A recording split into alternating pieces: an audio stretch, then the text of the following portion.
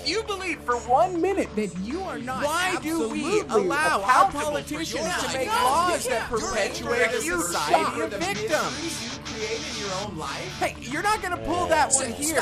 Stop talking. Everything to what you're saying is a lie. You're making excuses for we don't have the luxury to assume someone else is going to say what we're thinking. It's time to walk it like you talk it. These noble words I hear. People, when will we learn? Because you're not doing anything. Enough is enough. Okay, here we are. Welcome, Melissa. Thank you, Jason. Here we are. We are in the beautiful Talk is Cheap studios. We love them. It's a little hot today. It's damn hot. So okay, yeah. So I guess that's the price we pay to have a studio to work in.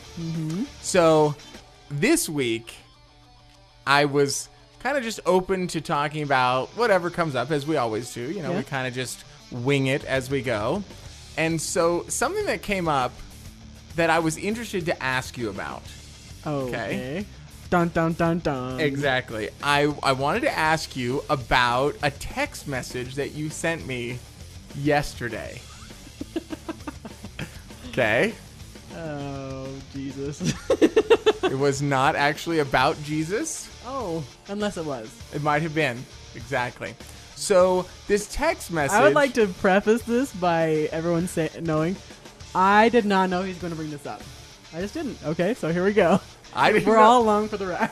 I didn't know I was going to bring this up either. But it seems like something I'd be interested to hear you explain a little, maybe a little better. Because the text message may or may not have implied that right now, at this stage of your life, you are looking for an awesome person with which to share this time with. Yeah. Okay, someone who you can be in partnership with, and you are not finding this person. And you may or may not have made some pretty specific statements about the guys that do come into your space or that you are interacting with. Yes. So explain to me what this meant.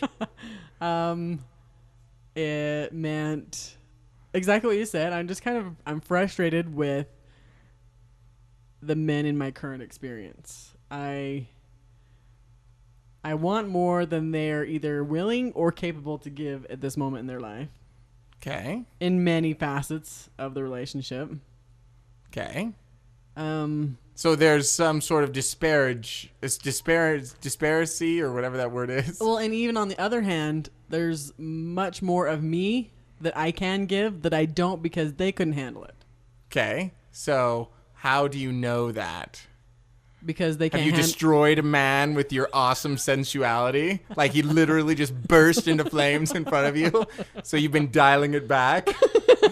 No, because I'm aware of that they're barely hanging on right now. Okay. So they're like fingertips on this relationship. They're like, Melissa, you're so awesome. I can hardly stand it. And then they fall careening to their death. They do like the goofy laugh.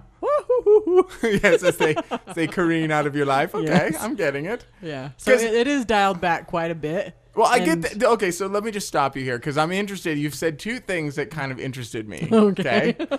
One was that you acknowledge that there are guys in your life who are coming up short. Un petit garçon. Oui. Okay, so on one hand, you said guys are coming up short. And on the other hand, you're telling me that you are holding back. Yeah. So in essence, aren't you also showing up short? Yes, I'm showing up in the halfway, like, come on, you can do it. Come on. Like you talk to a baby. So I'm wondering What if you are giving your half, and what's frustrating you about these guys is you acknowledge and see in them that they could be stepping up and giving more or being more or stepping into their excellence, and they're just... I don't know that they're capable of where they're at of being more than they are. I get that they're right now being everything they know how to be. Okay, so what is worse? Being unconscious that you could be giving more or being conscious that you could be giving more? Well, I get what you're saying, but... So wait, what am I saying? the words you just spoke. Right, but if you were to re-say them to me and to our audience who may not speak Jasonese, what did I just say? Talking about me being conscious and withholding part of my contribution. Okay, so you're conscious of that. Yes. Yes. And they're unconscious, but the results are the same. Neither of you are in your 100% excellence. Right. Okay. So what do you make of that? I see where you're with.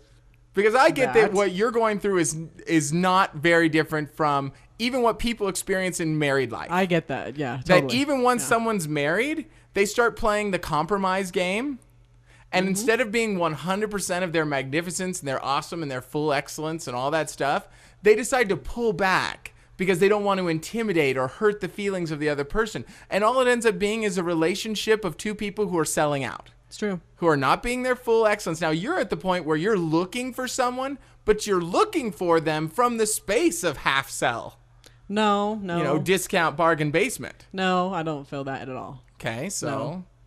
So, but you said that, and the audience heard it. You're only giving a portion of what you're capable of because you don't want to freak them out or push them away. And I get that. I'm not saying that that's anything other than how it's common. I mean, it's what a lot of people do. I'm not looking with that at all. You're looking, and then you find someone, and then you pull back. But what I'm saying is the men in my current experience can't handle everything I have to offer. Or they're just not looking for that much woman, I guess. I don't know. Okay, so here's my question, I guess. When you approach them and you're showing up for them in the first place, like when you're first meeting them, are you bringing your 100% to the table? Yeah. Okay. 100%. And then you go out on a date with them, and my experience has been most of the guys you go out with want to go out with you again. Yeah. So at what point, after they've already chosen in to your 100%, do you pull back? Well, because people get married in that way, I think, also. That maybe two people are attracted to each other because they're so awesome, so magnificent, and everything like that. Then they get into a relationship, and they decide to dial it back. And for whatever reason, they're holding back because they don't want to upset the person. They don't want to offend the person. They don't want to... What causes you to decide to pull back? I don't feel like on a first date I can show every facet of my being in that dinner and a movie or whatever. But you can show up as the powerful, passionate, beautiful woman that you are. True, and I do. And I get that that's what people are attracted to in you. Yeah. But I guess I'm not clear on what you're choosing to, like, what part of your being is discountable? Like, which part what do you, just tell me, because I'm not there on your dates with you, though it may seem that way sometimes. But there was that one time. There was. Eek. The binoculars and the police. I can't respond for any of that. But what is it about you that you are pulling back on that you feel if you were to be 100% there, it would blow them away? Because I get that you sharing this may be some insight for our listeners who may be in a relationship where they have decided to start selling out, and you and your honesty may be an aha for someone. Yeah, that's true. So what is it? Because obviously you're beautiful, you're powerful, you're passionate, but you yourself have said you're pulling back. So what is it? What part of you are you pulling back?